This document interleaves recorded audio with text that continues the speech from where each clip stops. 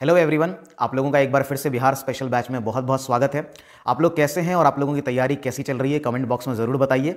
आज हम लोग जो मॉडल सेट है इंडियन पॉलिटी का 10 मॉडल सेट जो करने वाले हैं 1 to 9 हमने कंप्लीट कर लिया है। जिन लोगों ने देख लिया वो यहाँ से आराम से कंटिन्यू कर सकते हैं, बट जिन लोगों ने 1 to 9 नहीं देखा है काइंडली मैं यही कहूँगा कि आप 1 to 9 पहले देखिए तो आपके लिए ज़्यादा बेहतर होगा। बाकी आप कंटिन्यू कर सकते हैं, इसके बाद भी देख सकते हैं, है ना। चलिए हम लोग क्लास को जल्दी से स्टार्ट करते हैं। तो ये मॉडल सेट 10 है और इसमें बहुत सारे अच्छे अच्छे क्वेश्चंस लिए गए हैं, है ना, है इनमें जो आपके बिहार के अलग अलग एग्जाम्स में पूछे गए हैं, खास करके 2019-20 के एग्जाम में से यहाँ इस मॉडल सेट में आपको 19-20 के ज़्यादा क्वेश्चन मिलेंगे। चलिए हम लोग पहले क्वेश्चन की तरफ बढ़ते हैं और देखते हैं हमारा पहला सवाल क्या है। तो हमारा पहला सवाल क्या है ना, हमने 475 क्वेश्चन कर लिया ऑलरेडी, है ना, इसलिए आपको यहाँ 476 जो है वो नंबर दिख रहे हैं। चलिए सवाल को शुरू करते हैं। भारतीय संविधान के कौन से अनुच्छेद के अनुसार उपराष्ट्रपति राष्ट्रपति के रूप में कार्य अथवा उसके कृत्यों का निर्वहन कर सकता है? ये कौन से अनुच्छेद में मेंशन है? देखिए वैसे तो यहां जो सारा ही अनुच्छेद है आपका सब इंपॉर्टेंट है। जैसे अनुच्छेद 62 किसकी बात करता है? तो ये राष्ट्रपति पद के निर्वाचन और उसकी पदावधि और अन्य चीजों के बारे में बात करता है। तो पहले ये हम लोग समझ लेते हैं। तो ये किसके बारे में बात करता है? ये बात करता है राष्ट्रपति पद के निर्वाचन, है ना, या राष्ट्रपति के निर्वाचन बोल लीजिए, एक ही बात है। पद राष्ट्रपति पद के, है ना, के निर्वाचन प्लस क्या हमने कहा कि पदावधि, है ना, पदावधि, ठीक है, इससे संबंधित, है ना, इन सब पदावधि संबंधित, ठीक है, चीजों को इसमें दिया गया है, इसके बारे में यहां पर वर्णित है। ठीक है, आगे बढ़ते हैं। अनुच्छेद 63 क्या कहता है? ये तो बहुत इंपॉर्टेंट है, इस क्वेश्चन के रिस्पेक्ट में भी थोड़ा बहुत इंपॉर्टेंट है।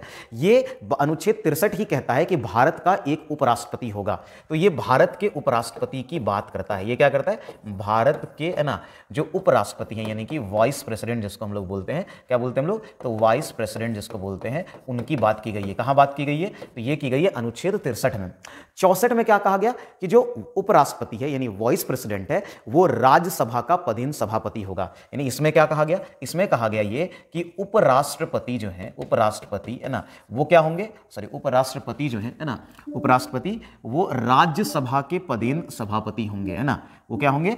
तो उपराष्ट्रपति जो है, ठीक है, वो उपराष्ट्रपति राज्यसभा के पदेन, है ना, राज्यसभा के पदेन, है ना, के पदेन, है ना, ये या सभापति होंगे, है ना, पदेन सभापति। ठीक है, ये होंगे। ये अनुच्छेद क्या कहता है? 64। तो अनुच्छेद 64 ये कहता है कि जो उपराष्ट्रपति हैं वो राज्यसभा के पदेन सभापति होंगे।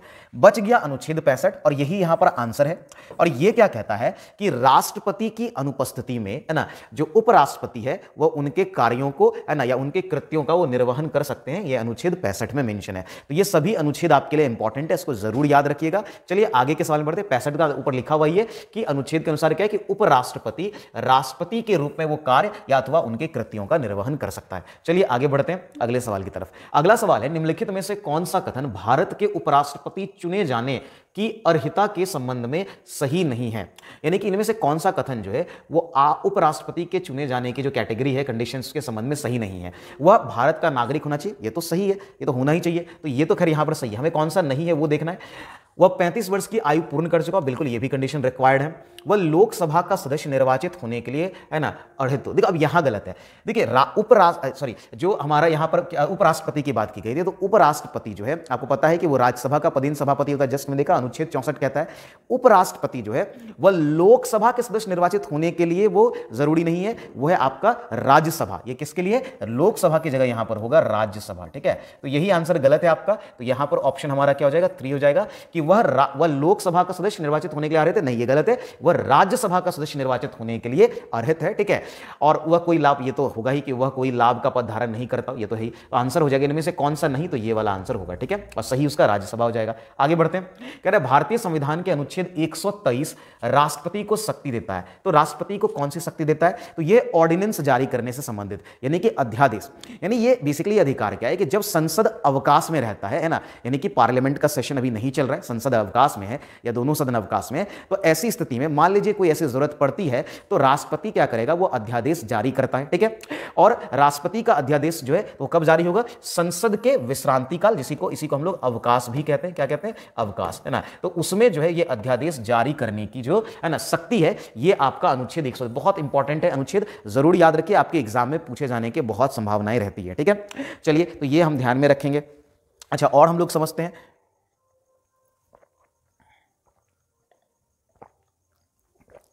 अब देखिए ये जो अध्यादेश होता है, ये इस अध्यादेश की अगर हम लोग बात करें, ठीक है, तो ये अध्यादेश आपका एक अधिनियम, ये जो अध्यादेश है राष्ट्रपति द्वारा जो जारी किया गया अध्यादेश होता है, वो एक अधिनियम यानी एक्ट की तरह होता है। ये किसकी तरह होता है? ये एक एक्ट की तरह होता है, ठीक है, एक्ट की तरह होता है। लेकिन अधिनियम, एक्ट मतलब अधिनियम, लेकिन इसमें और अधिनियम में डिफरेंस क्या है? ये अस्थायी होता है ना, एक्ट की तरह होता है परंतु कैसा होता है? परंतु ये अस्थायी होता है। तो इसके बारे में ये बात जरूरी है जो आपको ध्यान में रखना है। ये क्या होता है? तो अस्थायी होता है। क्लियर है? ये अस्थायी होता है। ठीक है, समझ में आ रहा है? चलिए अगले सवाल की तरफ बढ़ते हैं। अगला सवाल हमारा क्या हो जाएगा? तो हमारा अगला सवाल है कि भारत में मतदान करने तथा चुने जाने का अधिकार है ना, चुने जाने का ये जो एक क्या ये मूल अधिकार है संवैधानिक। देखिए जो मतदान का अधिकार है, आपको अगर याद होगा पहले भी इससे रिलेटेड क्वेश्चन आया था, ये आपका अनुच्छेद जो है, ये रिपीटेड क्वेश्चन है, कई बार पूछा जाता है, अनुच्छेद 326 में जो है इसके बारे में मेंशन है। ठीक है, भाग 15 में है ना, और अनुच्छेद जो है आपका अगर भाग की बात करें तो भाग आपका कितना हो जाएगा? तो भाग 15 में इसके विषय में मेंशन है ना। तो इसमें क्या है हमारा? तो भारत में मतदान करने और चुने जाने का अधिकार जो है ये अनुच्छेद 326 और भाग 15 में, तो ये मूल अधिकार तो होगा नहीं, क्योंकि हम सबको पता है हमारा जो मूल अधिकार या जिसको मौलिक अधिकार कहते हैं वो हमारा अनुच्छेद 12 से लेकर के कितना 35 तक है। ठीक है, तो मूल अधिकार नहीं होगा। और चूंकि ये अनुच्छेद में मेंशन है तो ये इसका मतलब क्या होगा? संवैधानिक अधिकार होगा। कैसा अधिकार होगा ये हमारा संवैधानिक होगा। ठीक है, प्राकृतिक या कानूनी, ये कैसा है? संवैधानिक अधिकार है, ये ध्यान में रखना है। आगे बढ़े अगले सवाल की तरफ।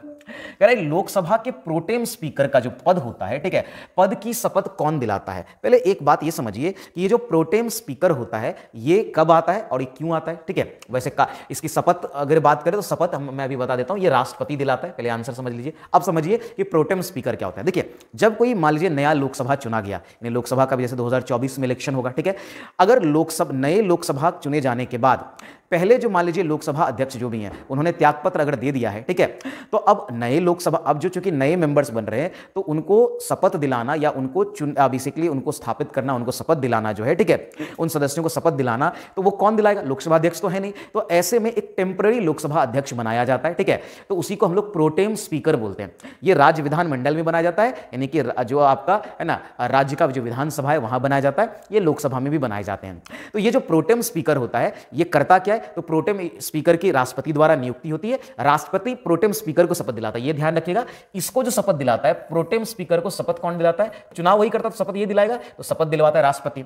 अब ये प्रोटेम स्पीकर क्या करेगा? ये जो बाकी यानी कि नए सदस्यों को शपथ दिलाएगा, ठीक है, और इसके अलावा है ना सदन के जो नए अध्यक्ष हैं है ना उनके चुनाव करने, मतलब उनके चुनाव करने में लोकसभा को सक्षम बनाता है, ये बनाता है प्रोटेम स्पीकर। तो क्या करता है? अन्य सदस्यों को ये शपथ दिलाता है और लोकसभा के नए अध्यक्ष के चुने जाने के लिए है ना लोकसभा को सक्षम बनाता है।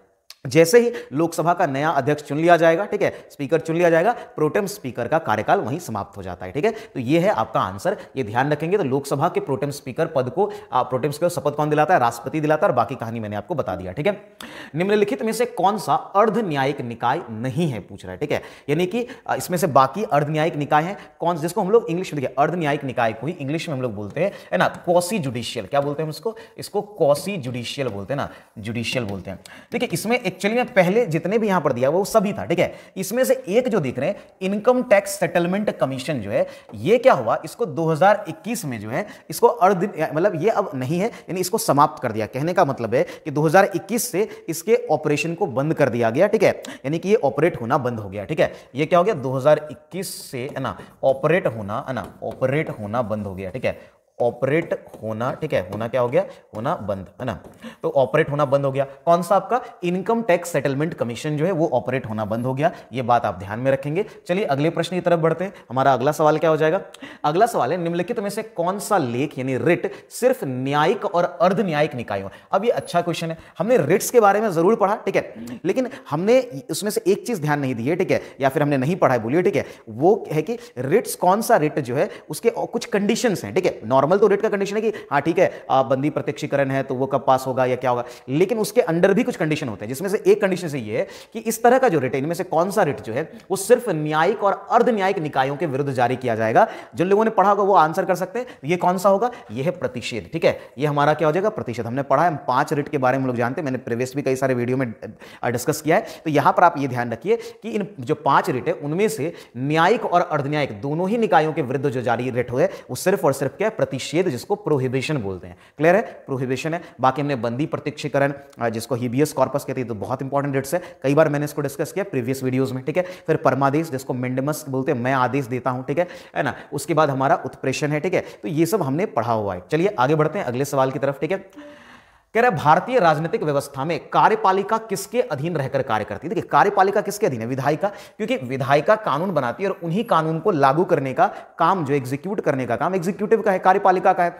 देखिए न्यायपालिका तो स्वतंत्र बॉडी है, तो न्यायपालिका का इससे कोई कनेक्शन ही नहीं होगा, ठीक है। तो कार्यपालिका के अधीन जो काम करता है वो आपका विधायिका है, ये ध्यान में रखें। चुनाव आयोग भी स्वतंत्र है, संघ लोक सेवा आयोग भी स्वतंत्र बॉडी है, ठीक है। ये तीनों ही जो बॉडी देख रहे हैं, ये तीनों ही क्या है, आपका स्वतंत्र है, इंडिपेंडेंट है। निम्नलिखित में से राष्ट्रपति किसकी नियुक्ति करते हैं। तो राष्ट्रपति किसकी नियुक्ति करते हैं, भारत के महान्यायवादी, नियंत्रक और महालेखा परीक्षक, राज्य का राज्यपाल, इनमें से भी। ये तो आप पढ़ करके बता सकते हैं। भारत का जो राष्ट्रपति है इन सभी की नियुक्ति करता है ना। ये तो आप पढ़ करके, राष्ट्रपति किन लोगों की नियुक्ति करता है इसका आप पूरा ध्यान में रखिएगा, ठीक है। जो बहुत आसान है, कई बार क्वेश्चंस आते हैं और अलग अलग क्वेश्चंस के थ्रू भी याद रख सकते हैं आप। डिटेल में एक बार पढ़ करके भी उसको याद रख लीजिए कि वो, क्योंकि अक्सर इसे पूछ लिया जाता है कि कोई एक पद दे देगा कि उसकी नियुक्ति किसके द्वारा की जाती है, या फिर जैसे यहां पर राष्ट्रपति के बारे में पूछ लिया, नीचे 4 ऑप्शन दे दिए, ठीक है, इस तरीके से। तो इन सब, भारत का महान्यायवादी हो, नियंत्रक हो, महालेखा परीक्षक हो, राज्य का राज्यपाल हो, इन सब की नियुक्ति भारत के राष्ट्रपति द्वारा होता है ना। मुख्य चुनाव आयुक्त तो खैर अब इसमें तो कानून में बदलाव किया जा रहा है, ठीक है, लेकिन उनको भी उनकी नियुक्ति भी करता है फिलहाल अभी तक, है ना। आगे बढ़ते हैं अगले सवाल की तरफ, देखते हैं।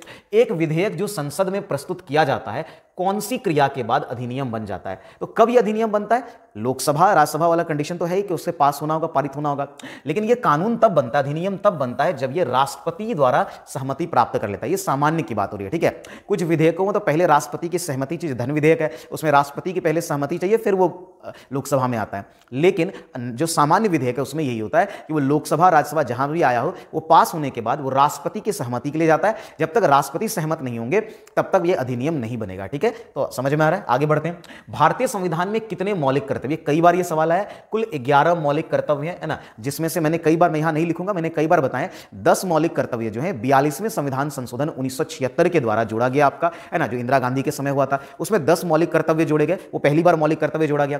फिर 11वां जो है, यानी एक जो है वो आपका 86 यानी 86वां संविधान संशोधन 2002 के अनुसार जो है 2002 में इसको जोड़ा गया, ठीक है, जो 11वां आपका है, तो ये ध्यान में रखेंगे। चलिए आगे बढ़ते हैं, अगला सवाल देखते हैं।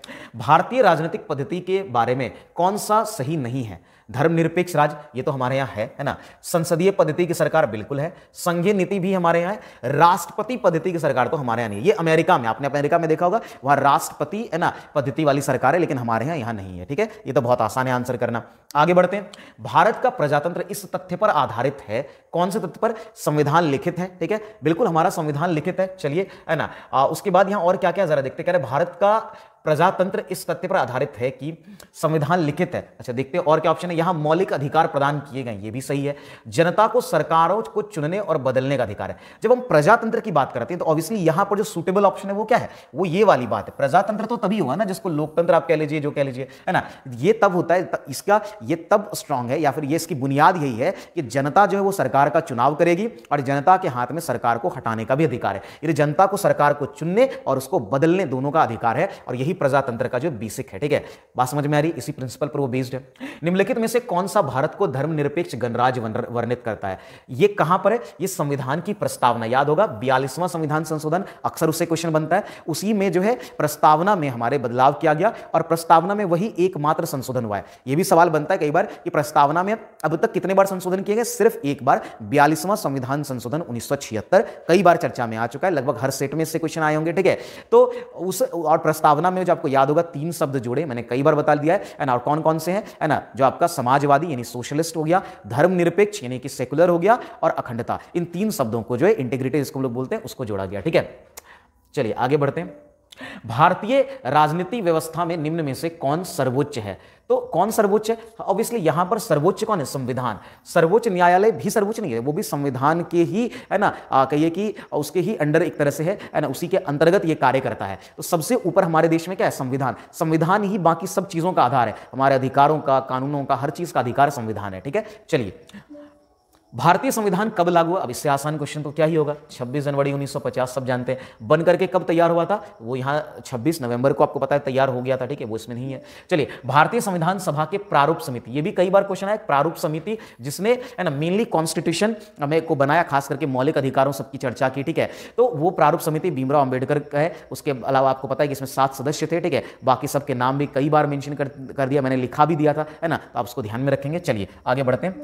जो लोग जिन चीजों की मैंने, इसलिए देखिए मैं इसीलिए हमेशा कहता हूं कि आप प्रीवियस वीडियोस को जरूर देखिए, क्योंकि एक सीरीज चल रही है। तो 1 to 9 में जो भी क्वेश्चंस आए हैं, ठीक है, और इसलिए 10 में उसको डिस्कस करना या उसका ज्यादा डेप्थ में जाने की कोई सेंस नहीं बनता। उसे टाइम, वो लोग जो कंटिन्यू 1 से इस सीरीज को देख रहे हैं उनके लिए समय की बर्बादी होगी, इसलिए मैं उसे ध्यान में रखते हुए उन चीजों को यहां डिस्कस नहीं कर रहा हूं। तो आप 1 to 9 वाला सेट जरूर देखिए, ठीक है, फिर आपको क्लियर होगा। और अगर आप बिहार एसएससी, बिहार दरोगा या बिहार के किसी भी एग्जाम की तैयारी करें, आप एसएससी की भी कर रहे हैं या अन्य एग्जाम की भी कर रहे हैं, जीएस वहां पूछता है, पॉलिटी वहां पूछता है, तो आपको काम आएगा ही, ठीक है, क्योंकि यहां लगभग वो सारे ही क्वेश्चंस कलेक्ट किए हुए हैं ना। ये आपका 10वां सेट है, इसमें हम लोग 500 से ज्यादा क्वेश्चन यहां कंप्लीट हो जाएंगे। 700 करीब क्वेश्चन है, 700 के आसपास क्वेश्चन है जो हम लोग इस सीरीज में सिर्फ पॉलिटी के करने वाले हैं। क्लियर है? ठीक है।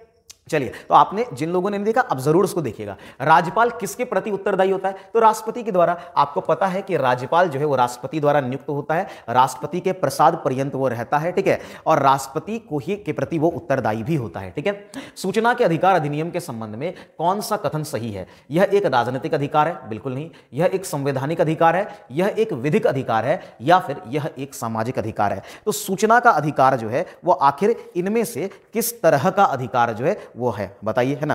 तो ये तो बहुत आसान सा सवाल हो गया है ना, कि सूचना का अधिकार की अगर जब हम लोग बात करते हैं तो यह एक तरह का संवैधानिक अधिकार। देखिए, सूचना के अधिकार के बारे में कहां अगर देखें मेंशन है, तो अगर आप आर्टिकल 19(1)(a) का ए पढ़ेंगे, है ना, यानी कि अगर आप अनुच्छेद, कौन सा अनुच्छेद पढ़ेंगे? अगर आप अनुच्छेद 19, ठीक है, 1 उसका ए पढ़ेंगे, ठीक है, तो वहां पर आपको समझ में आएगा कि ना क्या ये जो सूचना के अधिकार के विषय में, तो सूचना का अधिकार अधिनियम के संबंध में क्या सही है? तो यह एक तरह का संवैधानिक अधिकार है हमारा, ठीक है। चलिए आगे बढ़ते हैं अगले सवाल की तरफ। अब ये कई बार आ चुका है, सूचना का अधिकार अधिनियम कब आया था? प्रीवियस सेट में भी आया क्वेश्चन, है ना। चलिए, एक वर्ष में कम से कम कितनी बार, ये भी प्रीवियस सेट में आया था कि कम से कम एक साल में जो संसद की 2 बैठक तो होनी ही होनी है, ठीक है, और दोनों बैठकों के बीच 6 माह से ज्यादा का अंतर नहीं होना चाहिए, है ना। अगर होता है तो उस केस में राष्ट्रपति के पास अधिकार होता है कि वो जो है संसद के किसी भी सदन की बैठक बुला सकते हैं, ठीक है।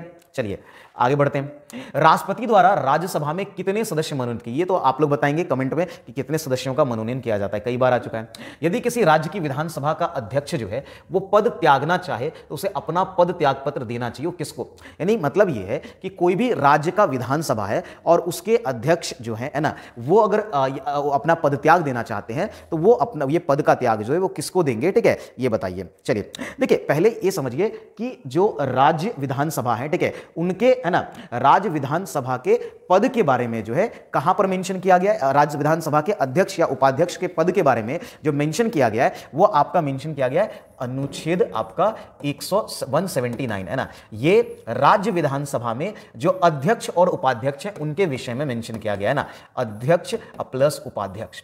और वहीं पर ये मेंशन भी है, ठीक है, कि जब ये पद से हटेंगे, है ना, यानी इनका जब पद त्याग होगा, ठीक है, वैसे इनकी जो पद की समय अवधि है वो निर्धारित नहीं की गई है, ठीक है, संविधान द्वारा वो निर्धारित नहीं है। तो ये कब तक रह सकते हैं पद पे? या फिर सॉरी, यहां सवाल ये था कि ये अपना त्यागपत्र अगर देते हैं, पहले भी दे सकते हैं त्यागपत्र, कोई दिक्कत नहीं है। तो अगर ये त्यागपत्र देते हैं तो किसको देंगे? देखिए, अगर अध्यक्ष है तो वो उपाध्यक्ष को देगा। मान लीजिए अगर उपाध्यक्ष को त्यागपत्र देना हो तब वो क्या करेगा? अध्यक्ष को जो है त्यागपत्र देगा, ये ध्यान में रहेगा। चलिए, तो लोकसभा के, है ना, तो हमने ये समझ लिया। आगे बढ़ते हैं, अगले सवाल को देखते हैं। अगला सवाल क्या हो जाएगा?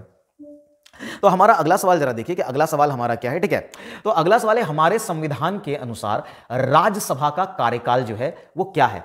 क्या ये 2 वर्ष में एक बार समाप्त होता है? ध्यान से देखिए, राज्यसभा का कार्यकाल पूछा है, राज्यसभा का सदस्य का कार्यकाल नहीं पूछा है। दोनों सवाल में डिफरेंस है।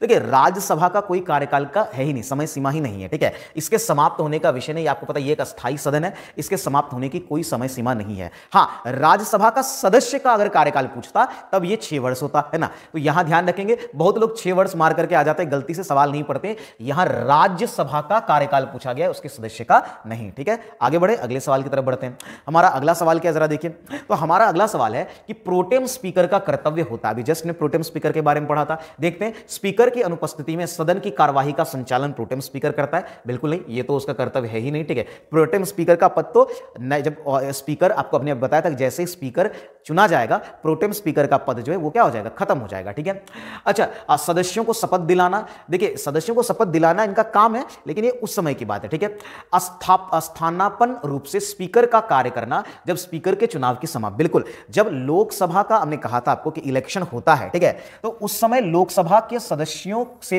ही स्पीकर के चुने जाने की संभावना होती है, चुने जाते हैं, है ना। तो उस समय जो है ये, है ना, स्पीकर का कार्य करते हैं। ठीक है, और उनके चुने जाने की जब संभावना हो उस समय ये काम करते हैं और उसकी नियुक्ति में सहयोग करते हैं। और जैसे ही स्पीकर का चुनाव हो गया, इनका कार्यकाल समाप्त हो जाता है। ठीक है, आगे बढ़े तो अगले सवाल की तरफ देखते हैं। अगला सवाल, लोकसभा के स्पीकर का निर्वाचन होता है संसद के सभी सदस्यों द्वारा, प्रत्यक्ष रूप से जनता द्वारा, लोकसभा के सभी सदस्यों द्वारा होता है, या लोकसभा में बहुमत प्राप्त दल के सदस्यों द्वारा। देखिए ये जो होता है, ये लोकसभा में बहुमत प्राप्त दल जो है उसके सदस्यों के द्वारा होता है। किसके द्वारा होता है? लोकसभा में बहुमत प्राप्त दल के सदस्यों के द्वारा ही जो है सामान्यतः इसका निर्वाचन होता है। बात समझ में आ रही है? और ये आपका कहां मिलेगा? ये अनुच्छेद 93 में इसके विषय में मेंशन किया गया है। अनुच्छेद 93 जो है उसमें लोकसभा के अध्यक्ष और उपाध्यक्ष की बात की गई है, स्पीकर और डिप्टी स्पीकर जो है, यानी इसमें क्या बात की गई है? लोकसभा है ना के अध्यक्ष और उपाध्यक्ष की बात कही गई है ना, अध्यक्ष और उपाध्यक्ष, है ना, उपाध्यक्ष की बात की गई है। ठीक है, चलिए आगे बढ़े, अगले सवाल की तरफ देखते हैं। अगला सवाल क्या हो जाएगा? कह रहा है कि लोकसभा चुनाव में निर्वाचित होने के लिए किसी व्यक्ति के लिए न्यूनतम आयु, तो बहुत आसान है, लोकसभा में 25 वर्ष है, कई बार बताएं। पंचायत चुनाव होगा तो 21 वर्ष होगा, राष्ट्रपति या उपराष्ट्रपति का चुनाव होता है तो 35 वर्ष होता है। ठीक है, ये सब हमने देखा ही है। आगे बढ़ते हैं। राष्ट्रीय सुरक्षा समिति, जिसको नेशनल सिक्योरिटी काउंसिल बोलते हैं, उसका प्रधान कौन होता है? उसका प्रधान तो प्रधानमंत्री होता है। और आपको पता ही कि इसी में जो है ये तो NSC हो गया, ये NSA होता है, national security advisor to prime minister होता है। तो यहीं से आप कभी भी पढ़ते होंगे, जो कि अजित डोभाल अभी भी हैं। ठीक है, कौन है? अजित डोभाल जो है ना, वो है ना, अभी डोभाल है। ठीक है, सॉरी, डोभाल जी हैं। और उनके बारे में आप पढ़ेंगे तो वो क्या है? नेशनल सिक्योरिटी एडवाइजर, राष्ट्रीय सुरक्षा सलाहकार टू प्राइम मिनिस्टर, प्रधानमंत्री। तो राष्ट्रीय सुरक्षा समिति की अगर हम बात करते हैं तो ये प्रधानमंत्री, है ना, प्रधानमंत्री का प्रधान कौन होता है? प्रधानमंत्री होता है। अच्छा, कभी ये भी सवाल बन सकता है कि ये जो राष्ट्रीय सुरक्षा परिषद है, जिसको हम लोग NSC, नेशनल सिक्योरिटी काउंसिल बोलते हैं, ये कब बना? ये 1998 में, है ना, 1998 में बना था। कब बना था? ये 1998 में बना था। और कई बार अगर ऐसे भी पूछ लिया जाता है, पहले NSA, नेशनल सिक्योरिटी एडवाइजर जो है वो कौन थे? वो ब्रजेश मिश्रा जी थे। ठीक है, तो ये भी आप ध्यान में रख सकते हैं। और वर्तमान में कौन है? अजीत डोभाल जी। ठीक है, चलिए, हेडक्वार्टर पूछ लेगा तो हेडक्वार्टर कहां है भाई? दिल्ली है। चलिए आगे बढ़ते हैं अगले सवाल के। अगर आपको इसका लिखना, हेडक्वार्टर जो है, हेडक्वार्टर वो कहां है? वो दिल्ली, न्यू दिल्ली बेसिकली, है ना। चलिए आगे बढ़े अगले सवाल की तरफ। अगला सवाल हमारा क्या है? कह रहा है किस संविधान, ये भी सवाल हमने डिस्कस किया हुआ प्रीवियस वीडियो में, कि किस संविधान संशोधन एक्ट के द्वारा मतदाताओं की उम्र 21 से घटा करके 18 कर दी गई। ये 61वां संविधान संशोधन 1988 जो है, इसके द्वारा क्या किया गया था? मतदाता की उम्र पहले 21 वर्ष थी, उसको घटा करके 18 वर्ष किया गया। ठीक है, आगे बढ़े अगले सवाल की तरफ। सॉरी, अगला सवाल हमारा कौन सा हो जाएगा? चलिए, कह रहा है भारत में मत देने का अधिकार निम्नलिखित में से कौन सा है? तो मत देने का अधिकार हमारा मौलिक अधिकार है, संवैधानिक है, प्राकृतिक। ये अभी जस्ट क्वेश्चन आया था। वोटिंग राइट्स जो है हमारा, वो कॉन्स्टिट्यूशनल राइट है, संवैधानिक अधिकार है। आगे बढ़े, कह रहा है किस अनुच्छेद के अनुसार भारत के राष्ट्रपति द्वारा राष्ट्रीय आपातकाल की घोषणा की जाती है? कई बार बताया है ना, ये आपको वैसे भी पता होना चाहिए, ये नहीं पता है आपको प्रीवियस वीडियो को जाकर के देखिए। एक उच्च न्यायालय का न्यायाधीश अपना त्यागपत्र संबोधित करता है, वो किसको अपना त्यागपत्र देगा? तो उच्च न्यायालय का जो न्यायाधीश होता है वो किसको देगा? राष्ट्रपति को देगा, वो भारत के, है ना, राष्ट्रपति को देगा, या फिर भारत के मुख्य न्यायाधीश को देगा, उसके राज्य के उच्च न्यायालय के मुख्य न्यायाधीश को देगा, या फिर वो राज्य के राज्यपाल को देगा। तो वो किसे अपना त्यागपत्र देगा? ठीक है, देखिए उच्च न्यायालय या हाईकोर्ट के जज की जब हम बात करते हैं तो वो अपना त्यागपत्र किसको देता है? वो राष्ट्रपति को देता है ना। क्या देता है? राष्ट्रपति। एक चीज याद रखिए, उपराष्ट्रपति का जो कार्यकाल है वो संविधान के द्वारा निर्धारित नहीं किया गया है ना, ये भी ध्यान में रखना जरूरी है कि उपराष्ट्रपति का कार्यकाल संविधान में निर्धारित नहीं है। हाँ, ये जरूर है कि 62 वर्ष तक, 62 ईयर्स तक जो उपराष्ट्रपति अपने पद पर रह सकता है। एज वाइज है, एज वाइज अगर ये जो उच्च न्यायालय का न्यायाधीश है, थोड़ा सा ध्यान रखेंगे ना, तो उच्च न्यायालय का न्यायाधीश जो है उसकी जो उम्र सीमा है वो तो है, लेकिन इसके कार्यकाल के विषय में और कुछ मेंशन नहीं है संविधान में। तो ऐसे एज का तो 62 वर्ष तक जो है ये आपका जो उच्च न्यायालय हाईकोर्ट है उसके न्यायाधीश रह सकते हैं पद पर, ठीक है। और अगर उनको पदत्याग करना है तो वो किसको करेंगे, राष्ट्रपति को देंगे, ठीक है। आगे बढ़े, कह रहे निम्न में से कौन सा प्रभुसत्ता या संप्रभुता का लक्षण नहीं है, अविभाज्यता है ना, आदेयता और विशिष्टता, स्थायित्व। देखिए अगर आप ध्यान से इन शब्दों का मतलब अगर समझते होंगे तो आप आसानी समझेंगे। अविभाज्यता बिल्कुल है ना, एक तरह से अखंडता जैसी शब्द होता है वो उस तरह का, तो ये प्रभुसत्ता का तो है ही, ठीक है। तो ये आपका है ना, अदायता ये भी है और स्थायित्व भी है। यहां आंसर होगा आपका 3, अविशिष्टता। अविशिष्टता किसी भी अर्थ में आपको है ना, अविशिष्ट ये कोई भी जो है आपका क्या है कि संप्रभुता का लक्षण नहीं है अविशिष्टता, ठीक है। ये शब्द यहां पर खाली ध्यान में रखेंगे तो समझ में आ जाएगा। भारतीय संविधान का अनुच्छेद 368, ये तो आपको पता है संविधान संशोधन से संबंधित है और बहुत इंपॉर्टेंट आर्टिकल है।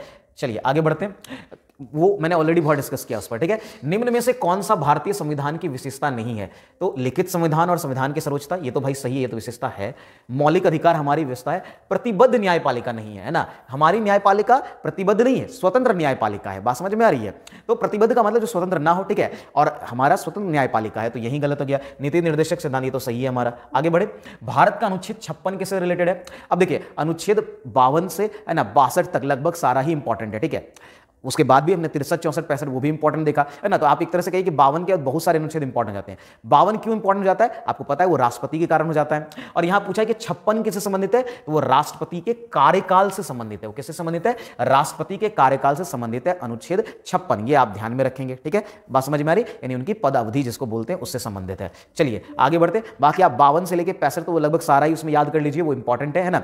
आगे बढ़ते, भाषण और अभिव्यक्ति का अधिकार जो है वो कहां दिया गया है, ये तो बहुत आसान है भाई, ये कई बार हम लोग पढ़ते हैं। भाषण और अभिव्यक्ति का तो अनुच्छेद है ना जो 19 है, इसमें 6 तरह की स्वतंत्रता की बात की है, 6 तरह की आजादी या स्वतंत्रता की बात की, इसको ध्यान में रखेंगे। और उन सबको भी स्वतंत्रता की बात हुई है, ठीक है। तो 6 तरह की स्वतंत्रता मेंशन है संविधान के अनुच्छेद 19 में, उनमें से ये अभिव्यक्ति की स्वतंत्रता या भाषण इसकी स्वतंत्रता भी है, ठीक है। मतलब देश के अंदर कहीं भी रहने या जाने की स्वतंत्रता भी है, ठीक है। आपको भाषण देने का तो आपने देख लिया, संगठन बनाने का भी, आपको संघ बनाने की स्वतंत्रता है, ये सब है ना। प्रश्नकाल के ठीक बाद के समय को हम लोग क्या कहते हैं, ये वैसे हाल फिलहाल में न्यूज में भी था, ठीक है। जो संसद में अभी घुसपैठ हुई थी, ठीक है, और वो शून्यकाल की ही ड्यूरेशन में होता है। शून्यकाल जो है ये सामान्यतः 12 से 1 बजे के बीच होता है, ये प्रश्नकाल के बाद का समय है, ठीक है। चलिए इसको मैंने पहले कई बहुत अच्छे से डिटेल में पहले भी डिस्कस किया है। और भाषण और ये तो सेम ही क्वेश्चन हो गया, सॉरी। आगे बढ़ते हैं, कह रहे हैं मौलिक अधिकारों के प्रवर्तन के लिए याचिका जारी की जा सकती है। ये भी सवाल आया, फिर भी समझ लेते हैं क्योंकि इस तरह के सवाल अलग अलग तरीके से पूछते हैं। तो मौलिक अधिकारों के प्रवर्तन के लिए याचिका कौन जारी करेगा, जिला न्यायालय, ये तो कभी नहीं कर सकता, राष्ट्रपति कभी नहीं करता, सर्वोच्च न्यायालय करता है। लेकिन नीचे देखिए सर्वोच्च न्यायालय और उच्च न्यायालय दोनों के द्वारा किया जाता है। सर्वोच्च न्यायालय आपको पता होगा अनुच्छेद 32 कई बार मैंने बता दिया है, और उच्च न्यायालय जो है अनुच्छेद है ना 226 के तहत जो है वो 5 तरह के रिट जारी करता है। क्यों करता है, ऑलरेडी मैंने बहुत उस पर डिस्कशन वीडियो बनाया हुआ है, ठीक है, आप उसको जरूर देखिए इसी आपकी सीरीज में पॉलिटी के अलग अलग मॉडल्स में, क्योंकि इससे क्वेश्चंस आते ही हैं, है ना, रिट से भी क्वेश्चंस अक्सर आते हैं, ठीक है। भारत के संविधान में चुनाव प्रणाली का प्रावधान किन अनुच्छेदों में, ये भी कई बार आया, चुनाव, निर्वाचन आयोग, वोटिंग राइट्स, ये सब 324 से 29, 326 में मत देने का अधिकार है, 324 चुनाव आयोग की बात करता है, तो ये आपका 324 से 29 है, ठीक है। आगे बढ़े, राज्य के राज्यपाल को अध्यादेश जारी करने की शक्ति प्रयुक्त की जाती है। तो राज्य के राज्यपाल, जैसे राष्ट्रपति के पास अध्यादेश जारी करने की है, सेम कंडीशन में राज्य के राज्यपाल को भी क्या है, अध्यादेश यानी ऑर्डिनेंस जारी करने की इनके पास भी शक्ति होती है। अब सवाल यह है कि इनको कौन से विषय पर, मतलब राज्य सूची के विषय पर, संघ सूची के विषय पर, राज्य या संवर्ती या सिर्फ संवर्ती सूची के विषय पर, किस पर। देखिए सिंपल सा है कि राज्य का विधानमंडल जिन विषय पर या जिन सूचियों के विषय पर कानून बना सकता है उसी से संबंधित राज्यपाल अध्यादेश जारी कर सकता है, सीधी सी बात है। और आपको पता है कि राज्य विधानमंडल जो है वो राज्य एवं संवर्ती सूची पर ही केवल कानून बना सकता है या उसके विषयों पर ही कानून बना सकता है। तो फिर राज्यपाल भी किससे संबंधित अध्यादेश जारी करेगा, तो वो राज्य एवं संवर्ती सूची के विषयों पर। अच्छा क्वेश्चन था, बहुत अच्छा क्वेश्चन था, ठीक है। एक्चुअली निम्नलिखित में से कौन सा कथन भारतीय संविधान की प्रस्तावना के संबंध में नहीं है, कह रहा है कि कौन सा प्रस्ताव संदेश सही नहीं है, ये न्यायविद नहीं है, ये तो गलत है, स्रोत है और ना ही उसकी शक्तियों का निषेध करती है, नहीं, प्रस्तावना संविधान का भाग है ना, कह रहा है कि जो ये तो सही है, प्रस्तावना संविधान का भाग है, प्रस्तावना में अभी तक सिर्फ 2 बार ही संशोधन है। देखिए इसका एक्चुअली आंसर क्या, अगर आप ध्यान से पढ़ेंगे है ना, देखिए यह न्यायविद नहीं है, ये सही है, ठीक है, ये भी सही है, ठीक है ना। और ये तो ऑप्शन पूरा भी नहीं है, ये थोड़ा मिसिंग है कि स्रोत है और ना ही उसकी शक्तियों का निश्चित, ये थोड़ा कंप्लीट नहीं है। प्रस्तावना संविधान का भाग है, ये सही है। देखिए प्रस्तावना अभी तक सिर्फ 2 बार नहीं, ये एक ही बार हुआ है ना, एक बार संशोधन हुआ है, 2 बार कहां हुआ है भाई, एक ही बार। मैंने अभी जस्ट बताया भी था कि एक ही बार 42वां संविधान संशोधन 1976 के द्वारा जो है वो इसमें संशोधन किया गया था, सर, है ना। चलिए आगे बढ़ते हैं। कह रहे निम्नलिखित में से कौन सा कथन राज्य नीति निर्देशक सिद्धांत के विषय में सही नहीं है। देखिए कितना अच्छा क्वेश्चन पूछा गया, और ये बिहार पुलिस परीक्षा में पूछा हुआ सवाल है 2020 का। देखिए इस स्टेटमेंट वाइज, इसमें अक्सर वो लोग जो अच्छे से प्रिपेयर करके नहीं गए वो कंफ्यूज होते हैं। देखिए आप अगेन ये चीज याद रखिए, प्रैक्टिस क्वेश्चंस जो आप कर रहे हैं या पीवाईक्यूज कर रहे हैं, इससे आपकी अंडरस्टैंडिंग ऑब्वियसली बढ़ेगी एंड आपको ये समझ में आएगा किस तरह के क्वेश्चंस आपके एग्जाम में आते हैं। यहां से रिपीटेड क्वेश्चंस भी आपको पूछे जाएंगे, लेकिन जो डिटेल, जैसे इस तरह के क्वेश्चन आप तब आंसर कर पाएंगे जब आपने डिटेल स्टडी किया है। तो आप लोग डिटेल क्लासेस को भी जरूर फॉलो करिए, आप बुक्स को फॉलो करिए, बुक्स में डिटेल पढ़िए, तब आप एग्जाम में गारंटी करके, जो देखिए आप गारंटी अच्छा करके तभी आएंगे जब आप किताब को 4 बार 5 बार पढ़ेंगे, ठीक है। बहुत लोग पढ़ते नहीं है, पढ़ते तो एक बार करते हैं। और मैं ये भी गारंटी दे रहा हूं, जितने लोग वीडियो देख रहे हैं अधिकांश लोग जो है वो यूट्यूब पर आएंगे, सिर्फ क्वेश्चन प्रैक्टिस को सर्च करेंगे, और इसलिए ज्यादातर मैं भी उनमें से हूं, ठीक है। ज्यादा टीचर आपको क्वेश्चन प्रैक्टिस करवाते जाएंगे क्योंकि ज्यादातर लोग उसको प्रेफर करते हैं, लेकिन मैं साथ में डिटेल भी क्लास करवा रहा हूं और भी कई सारे टीचर भी करवाते हैं ऑब्वियसली, लेकिन स्टूडेंट कम प्रेफर करते हैं। पता नहीं उनको डिटेल क्लास में क्या बोरियत फील होती है। अगर होती भी है तब भी आप डिटेल क्लास को करिए, क्योंकि वही अल्टीमेटली आपको बेनिफिट करेगा, ठीक है। डिटेल क्लास की मैं भी सीरीज चला रहा हूं, है ना, वो भी आप जरूर देखिए। और इसको देखिए, बिहार स्पेशल को इसलिए देखिए क्योंकि यहां से आपको बिहार के सारे एग्जाम में पूछे गए क्वेश्चन, जब आप डिटेल पढ़ेंगे तो आपको पता होगा कि इस टॉपिक से क्या क्या क्वेश्चन पूछेंगे, अगर आप इस सीरीज को देखते हैं, और फिर आप अच्छा एग्जाम में करके आइएगा इसमें। लेकिन क्वेश्चन के साथ बुक्स की प्रैक्टिस भी बहुत जरूरी है, बुक्स के डिटेल को पढ़ना, है ना। चलिए आगे बढ़ते। तो यहां पर कौन सा सही होगा, राज्य के नीति निर्देशक। तो यह कोई यदि कोई राज्य राजनीति के निर्देशक सिद्धांत को लागू नहीं करता है तो उसके विरुद्ध न्यायालय में मामला दायर, यही पहला ही गलत हो गया, है ना। देखिए पहला ही ऑप्शन गलत है, क्योंकि अगर आपने पढ़ा होगा, जिन लोगों ने डिटेल क्लास पढ़ा होगा उनको पता होगा कि राज्य के नीति निर्देशक तत्व जो है ना, वो न्यायिक रूप से लागू नहीं होते हैं। मतलब यह हुआ कि वो न्यायिक दायरे में नहीं आता। अगर कोई राज्य इसको लागू नहीं करता है तो राज्य के खिलाफ आप कोर्ट में नहीं जा सकते। ये है राज्य के नीति निर्देशक तत्व में, ठीक है। जो डीपीएसपी है, डीपीएसपी के अगेंस्ट जो है, यानी कोई राज्य अगर डीपीएसपी को नहीं अगर इंप्लीमेंट करता है तो आप कोर्ट नहीं जा सकते, कोर्ट में उसके खिलाफ याचिका दायर या फिर केस दायर नहीं कर सकते। बाकी ये सही है कि गांधीवादी या गांधीवाद का ही एक तत्व है, इसको आयरलैंड से लिया गया था। यह सिद्धांत राज्य के लिए बाध्यकारी नहीं है, ये वाला, इसका जस्ट ऑपोजिट ये वर्ड है, ये राज्य के लिए कोई बाध्यकारी नहीं है ना। बात समझ में आ रही है। राज्य अगर नहीं पालन करता तो आप इसके खिलाफ कोर्ट नहीं जा सकते। आगे बढ़े, अगले सवाल की तरफ देखते हैं। कह रहे ये तो सवाल 2-3 बार रिपीट हो गया। निम्नलिखित में से कौन सा मूल अधिकार आपातकाल के समय भी निलंबित नहीं सकता। ये मैंने कई बार बताया, देखिए क्वेश्चन पूछा हुआ है। आप ऑप्शंस को अच्छे से पढ़िए और उसके एक्स्ट्रा इंफॉर्मेशन को जो मैं बताता हूं उसको जरूर रखिए, ठीक है। देखिए कौन सा, आपको पता होगा, मैंने बताया था कि जीवन की सुरक्षा का अधिकार, प्लस इसी में आ जाता है व्यक्तिगत स्वतंत्रता, है ना। व्यक्तिगत स्वतंत्रता, ये 2 अधिकार है ना, स्वतंत्रता, है ना, स्वतंत्रता, ये 2 सॉरी, इसको थोड़ा सा इंग्लिश कर लेते हैं, हम लोग हटा देते हैं। चलिए सॉरी,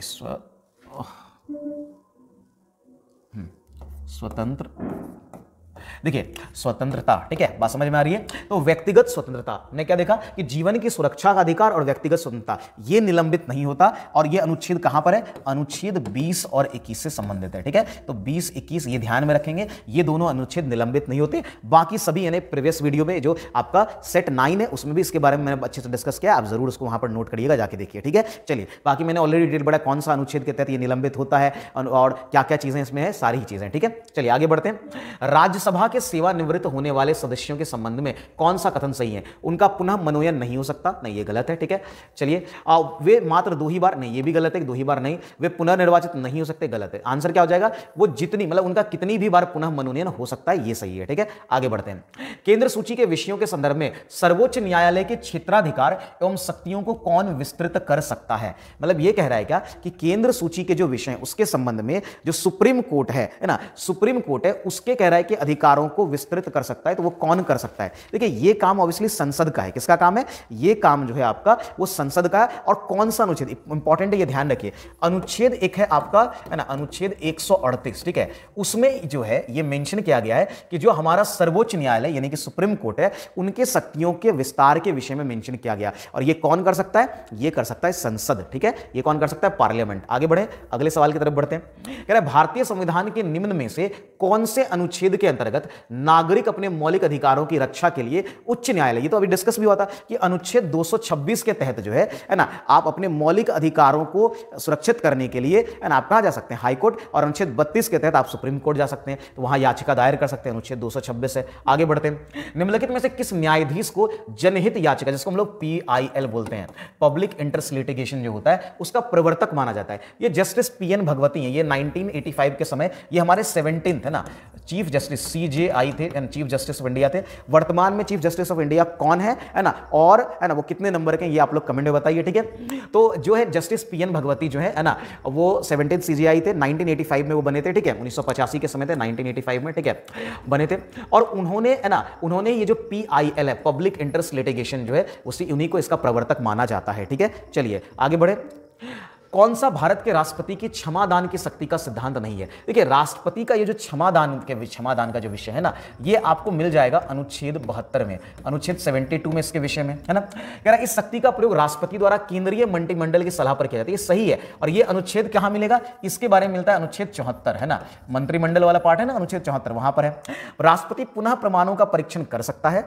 दया के लिए याचिकाकर्ता को राष्ट्रपति के समक्ष मौखिक सुनवाई का अधिकार है। नहीं, ये गलत है, ठीक है, कि दया के लिए याचिकाकर्ता जो भी है वो राष्ट्रपति के समक्ष जो इसको मौखिक लाया जाए या मौखिक सुनवाई का उनको कोई अधिकार नहीं होता है। तो यहां पर कह रहा है कि सिद्धांत नहीं है, तो यही सही हो जाएगा, है ना, बाकी आपका ऑप्शन क्या होगा, सही होगा। आगे बढ़े, अगले सवाल को देखते हैं। हमारा अगला सवाल क्या हो जाएगा, तो हमारा अगला सवाल है, किस वर्ष तक के लिए लोकसभा के निर्वाचन क्षेत्र में परिसीमन की प्रक्रिया को स्थगित कर दिया गया है? तो परिसीमन की प्रक्रिया को आपको पता है कि होगा कि 2026, ये पहले भी क्वेश्चन आया था कि 2026 तक जो है, मतलब अब उसका परिसीमन अभी नहीं होगा, ठीक है। 2026 के बाद जो है परिसीमन बेसिकली क्या होता है कि जो चुनाव वाले क्षेत्र है उनका निर्धारण, जिसको कॉन्स्टिट्यूएंसी बोलते हैं ना, तो कॉन्स्टिट्यूएंसी का पॉपुलेशन सबके बेसिस पर जो निर्धारण होता है, ठीक है, वो तो परिसीमन जो है ना, जैसे अभी आपने देखा होगा जब यूनियन टेरिटरी बना जम्मू कश्मीर लद्दाख, उसके बाद वहां पर परिसीमन करवाया गया, ठीक है। अभी बाकी क्षेत्रों में जो परिसीमन 2026 तक के लिए रोक दिया गया है, और ये किसी लोकसभा के निर्वाचन को लेकर के ये रोक दिया गया है, ठीक है। तो ध्यान में रखेंगे 2026 तक। अगले सवाल की तरफ बढ़ते हैं। भारत के राष्ट्रपति को मौलिक अधिकारों के प्रवर्तन के निलंबन का अधिकार प्राप्त है। तो ये राष्ट्रपति, ये तो अनुच्छेद 359, कई बार मैंने बताया, खासकर कब होता है ये, आपातकाल के समय। ये आपातकाल के समय जो है राष्ट्रपति के पास ये अधिकार होता है, किसका, तो मौलिक अधिकारों के निलंबन के लिए, ठीक है। चलिए, ये मैंने 358 359 को प्रीवियस वीडियो में डिस्कस किया था, वहां से जरूर इसको नोट कर लीजिएगा। राज्य का सर्वाधिक महत्वपूर्ण तत्व, यहां तथ्य लिखा गया, तत्व कौन सा, ये संप्रभुता होगा, या तत्व पूछना चाहिए ना, ये क्या होना चाहिए, तत्व, ठीक है। तो वो है आपका सबकी, कोई भी किसी भी स्टेट के लिए सर्वाधिक महत्वपूर्ण वो है कि वो संप्रभु हो, जिसको हम लोग बोलते हैं क्या, संप्रभु, यानी कि ये एक इंडिपेंडेंट हो, मतलब इसमें किसी भी बाहरी जो है, जिसको हम लोग इंग्लिश में अगर कहें तो सोवरेन बोलते हैं या सोवरेनिटी बोलते हैं, किसी बाहरी कंट्री का इसमें कोई हस्तक्षेप ना हो, राज्य अपना निर्णय स्वयं ले सके, ठीक है, अपने लोगों के लिए, अपनी जनता के लिए खुद निर्णय ले, है ना, अपने अच्छे बुरे के लिए। राष्ट्रीय आपदा प्रबंधन प्राधिकरण कौन से, ये तो गृह मंत्रालय, आपदा, कई बार ऐसा क्वेश्चन आता है इस तरह के कि जो आपदा प्रबंधन, ज्योग्राफी में क्वेश्चन बनता है, तो आपदा प्रबंधन जो है वो आपका गृह मंत्रालय, होम मिनिस्ट्री के अंदर आता है, ठीक है। आगे बढ़े। भारत में पंचायती राज संस्थाओं की स्थापना संवैधानिक निर्देशानुसार हुई, ठीक है। तो भारत में पंचायती राज संस्थाओं की स्थापना संवैधानिक, तो कौन से संवैधानिक निर्देश, ये तो आपका आपको याद होगा कि नीति निर्देशक सिद्धांत के अंतर्गत अनुच्छेद 40 है, और वहां पर पंचायत के विषय में मेंशन है, और इसका जो संवैधानिक रूप जो है वो इसी के निर्देशानुसार हुआ है, ठीक है। तो ये ध्यान में रखेंगे, ये अच्छा सवाल था। चलिए आगे बढ़ते हैं अगले सवाल की तरफ। कह रहा है भारत की संसद में निम्नलिखित शामिल है, तो ये तो बहुत आसान है, भारत के संसद में कौन कौन हो जाएगा, तो इसमें लोकसभा, राज्यसभा और हमारा क्या हो गया, राष्ट्रपति। तो बहुत आसान सवाल है, ये भी कई बार आई थिंक आया है ना। आगे बढ़ते हैं। पंचायत समिति की वित्तीय स्थिति की समीक्षा कौन करता है, तो पंचायत समिति की वित्तीय स्थिति की समीक्षा का काम किसका है, तो ये काम है आपका किसका, ये है राज्य के वित्त आयोग से। राज्य जो वित्त आयोग है इसकी स्थापना 243 उसके तहत संबंधित है, ठीक है, और करता कौन है, तो ये आपका राज्यपाल करता है। कौन करता है, राज्यपाल, ठीक है, तो राज्यपाल करता है। क्लियर है। आगे बढ़ते हैं अगला सवाल। अगला सवाल है लद्दाख के प्रथम उपराज्यपाल के रूप में किन्हीं ने, ये तो आर के माथुर है ना, आर के माथुर को क्या किया गया था, वो जो है क्या बोलते हैं, लद्दाख के राज्यपाल के रूप में उनको क्या गया था, और गिरीश चंद्र मुर्मू को क्या गया था, कहाँ, जम्मू कश्मीर का, ठीक है। गिरीश चंद्र मुर्मू को कहाँ किया था, जम्मू एंड कश्मीर जो है उसका किया गया था। क्लियर है। आगे बढ़ते हैं अगले सवाल की तरफ। हमारा अगला सवाल क्या है, भारत का पहला governor general Dalhousie Clive Hastings कौन, देखिए ये थोड़ा सा क्वेश्चन में एरर है। देखिए अगर भारत का पहला, अब ये क्या पूछना चाह रहा है भाई, अगर भारत का पहला गवर्नर जनरल पूछ रहा है तो ऐसे में तो लॉर्ड विलियम बेंटिक होगा, उस हिसाब से कौन होना चाहिए, वो विलियम, यहां पर लेकिन विलियम है ना, सो विलियम बेंटिक होगा, ठीक है, क्योंकि गवर्नर जनरल का पद इसी के टाइम में आया, भारत का गवर्नर जनरल। अगर यहां ये पूछने का अर्थ है कि भारत का, या मतलब भारत का ना पूछ के बंगाल का पहला गवर्नर जनरल बोलता तब वॉरेन हेस्टिंग्स होता, तो इस क्वेश्चन को आप स्किप कर दीजिए ना, क्योंकि ये एरर है इसमें, ठीक है। आगे बढ़ते हैं। भारत के नियंत्रक और महालेखा जोखा परीक्षक की नियुक्ति कौन करता है, ये तो आपको पता है, अभी पढ़ा हमने कि राष्ट्रपति करता है, और इनसे संबंधित अनुच्छेद जो है मेनली अनुच्छेद 148 बहुत पूछा जाता है ना, वैसे तो 148 से 151 तक है, ठीक है, लेकिन मेनली अनुच्छेद 148 पूछता है, ठीक है, जिसके अकॉर्डिंग हमारा एक कैग होगा, जिसको हम लोग बोलते हैं, यानी कि नियंत्रक एवं महालेखा परीक्षक, ठीक है। चले, हमने यहां पर जो है इस क्लास में 60 क्वेश्चन में कुछ रिपीटेड क्वेश्चन थे, है ना, 60 क्वेश्चन जो है वो हमने लगभग अराउंड किए हैं, ठीक है। आज के क्लास में हम लोग इतना ही रखेंगे, हम लोग अगले क्लास में जो है इसके सेट 11 को देखेंगे, है ना। तो हम अब इसमें जो है आपको 2-3 क्लास और मैक्सिमम होगा, पॉलिटी का क्लास ओवर हो जाएगा, है ना। अब इसके साथ ही हम लोग जो है इंडिया का जो एंशिएंट हिस्ट्री है, प्राचीन, हमने देखिए इंडिया का हमने मॉडर्न हिस्ट्री कर लिया था, ठीक है, जितना सारे क्वेश्चंस कर लिए थे हमने, फिर मेडिवल का भी सारा क्वेश्चन कर लिया, अब हम लोग एंशिएंट का कर रहे हैं, तो बहुत जल्दी एंशिएंट के सारे वीडियोस आपको मिल जाएंगे, 1-2 दिन के अंदर सारे ही वीडियोस मिल जाएंगे, ठीक है। और आप लोग इसको आराम से एक एक करके कंप्लीट करते जाइए, जितने भी प्रीवियस वीडियोस को देखिए, और अगर जो लोग भी चैनल पे नए हैं, चैनल को सब्सक्राइब कर लीजिए, कमेंट करना बिल्कुल ना भूलें, अगर आपका कोई सवाल है ना, तो आप उसको जरूर मेंशन करिए, है ना, कुछ अगर एरर आपको दिख रहा है तो आप उसको भी मेंशन कर सकते हैं, और इस चीज़ को, इस वीडियो को आप लोग शेयर जरूर करिए अपने दोस्तों मित्रों में, जो लोग भी तैयारी कर रहे हैं उनके लिए क्लास बहुत हेल्पफुल होगा। आज के लिए इतना ही, जय हिंद, धन्यवाद।